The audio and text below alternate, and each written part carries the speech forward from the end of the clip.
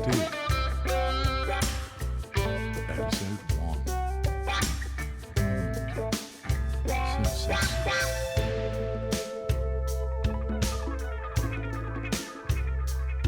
The Stig, ultra stylish.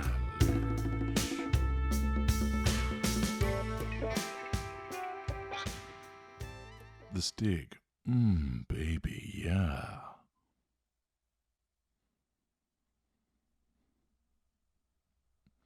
Ooh, the Stig, feed me for Sean. Oh, the Stig, give it to me. Stig time. Hello, I'm H.G. Tudor, and welcome to the Stig, episode 1. Now, I hear your beautiful brains going into overdrive as you wonder, what fresh entertainment is this that we are being provided by the glorious narrator? Well, as foreshadowed elsewhere, you are, of course, aware that Harry's wife once ran a blog called The Tig. And it was a place which was understood to be a lifestyle blog, where she discussed a variety of topics, including beauty, food, travel, fashion, and, that dreaded word, influencers. The blog ended as she embarked upon royal life, but there has been speculation that it might be resurrected, as a consequence, of course, the retreat from royal life, and alongside that, the necessity of merging leverage. Since your glorious narrator is the head of the curve, one thought that it would be worthwhile having a look at the Tig ahead of its potential return to, first of all, understand more about the mind and behaviours of Harry's wife seen through the lens of her narcissism, and, of course, to make the content palatable with your glorious narrator's usual sardonic asides. Now, the more observant of you have noticed that this is called the Stig rather than the Tig. Why so?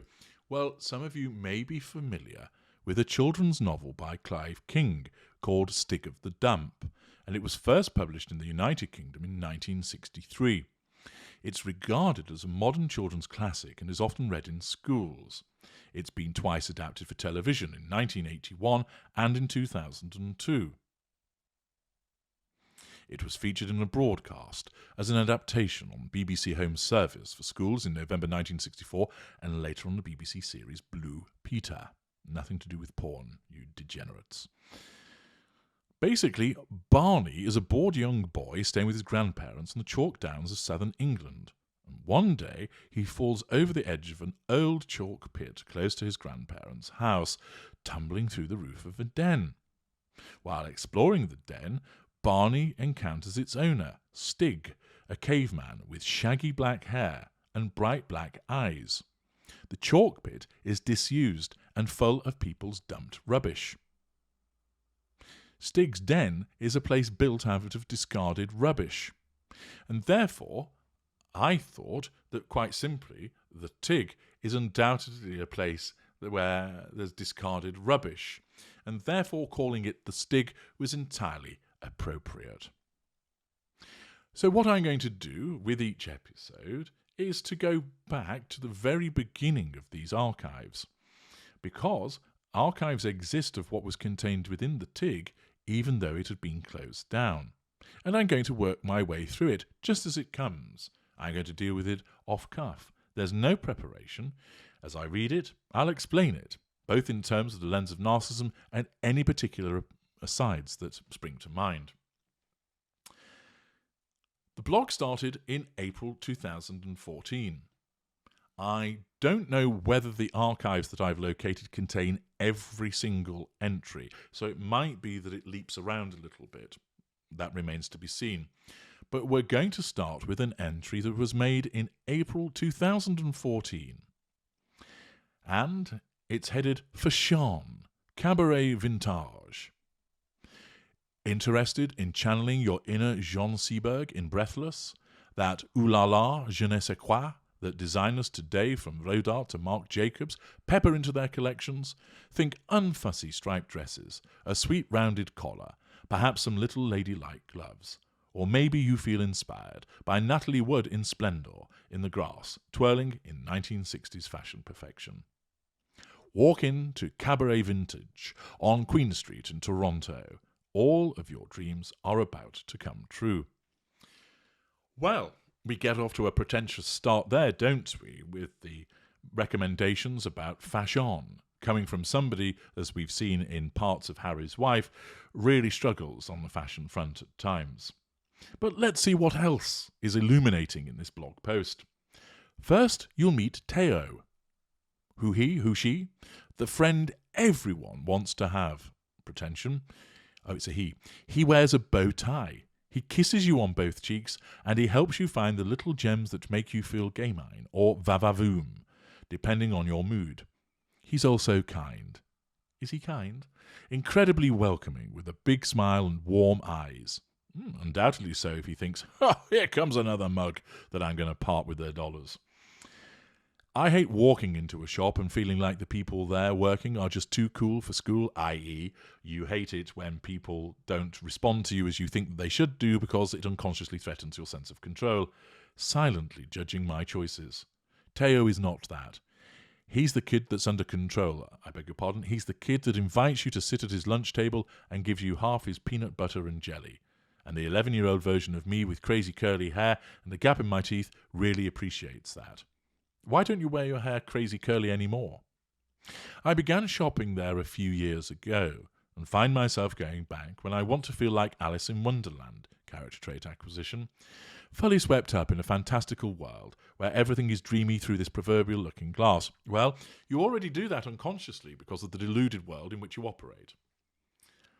Now, I'll admit that vintage is still something I find overwhelming. I don't want to feel like I'm wearing a costume.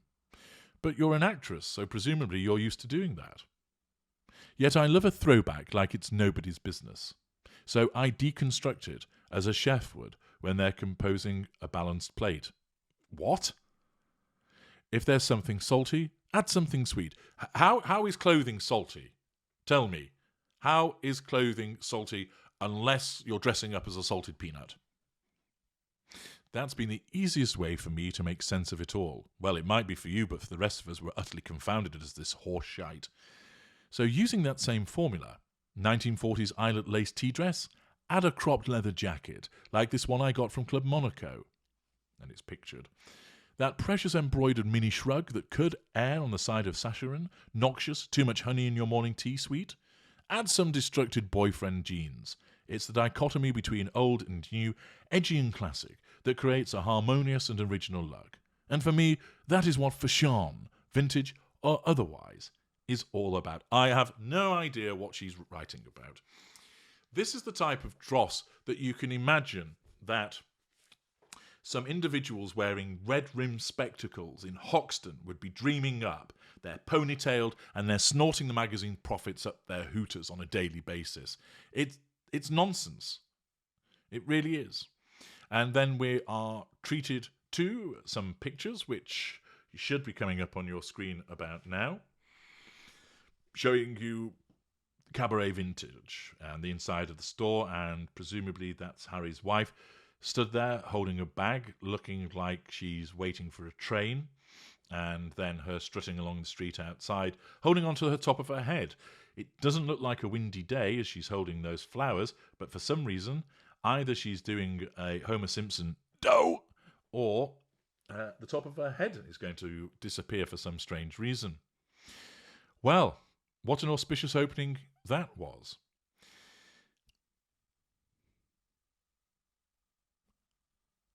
The next segment is all about some Negril necessities.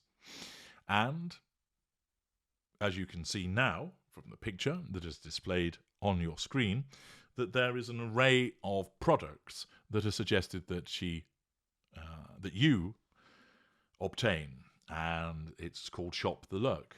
So there must presumably be a link of some description to enable you to go and purchase. So item 1 is a shirt, item 2, a hat, Number 3, some kind of brush. Is it a shaving brush? It looks like it, but it must be something else, which probably the article will tell me if I could be bothered.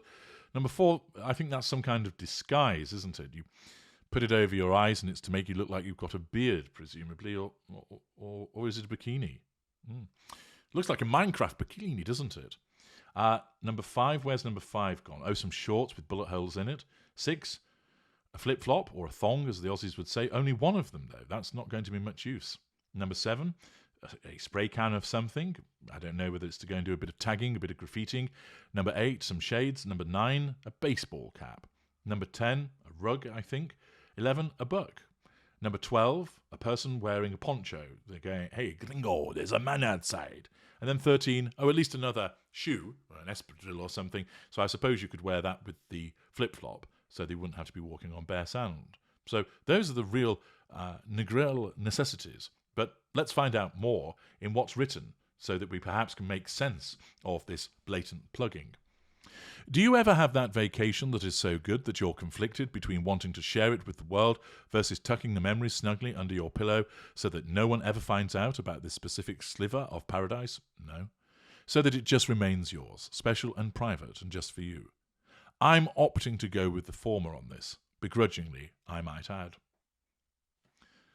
The Rock House Hotel in Negril, Jamaica, is the kind of spot that leaves you daydreaming about it long after you've returned to alarm clocks, rush hour traffic, and people asking how you're doing, but never listening for the answer. I could well imagine that's something that she would do. There is a special kind of calm that fills me when I'm there, much of it having to do with the off-the-beaten-track locale of the property and the warmth of the people.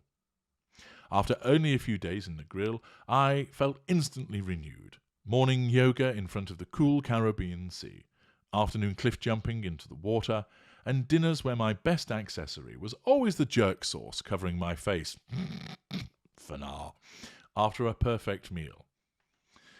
Three Dives restaurant was a standout for its incomparable grilled chicken and lobster, rice and peas, and cold red stripe beer, pulled from a small red icebox behind the counter.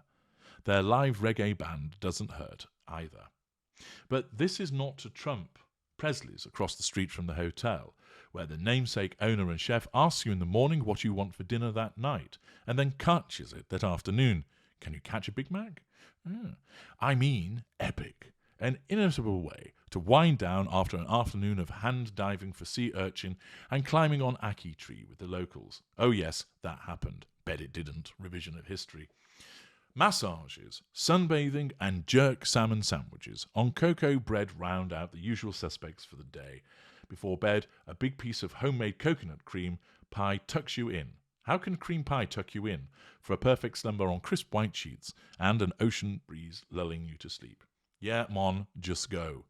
Harry's Wife, May 2014. Okay, well, that didn't explain any of the necessities that are detailed above. So I'm not sure what all of that was about.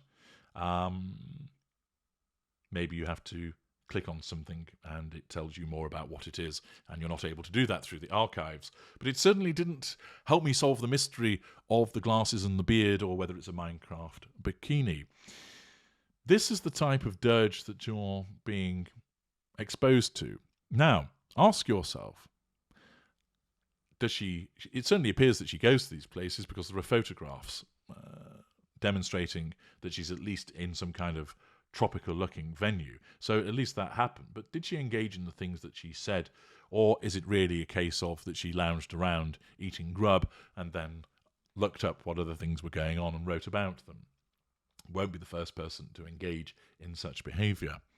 So far, we've been told about fashion, and we've been told a bit more about some necessities to a trip to Jamaica. How does your life feel? Does it feel enriched by being drawn into this facade of living the high life in this fashion and being dictated to with regard to style choices? Let me know what you think in the comments. And if you can stomach it, join me again for more views about the archives of the Stig. I'm H.G. Tudor. Thank you for listening.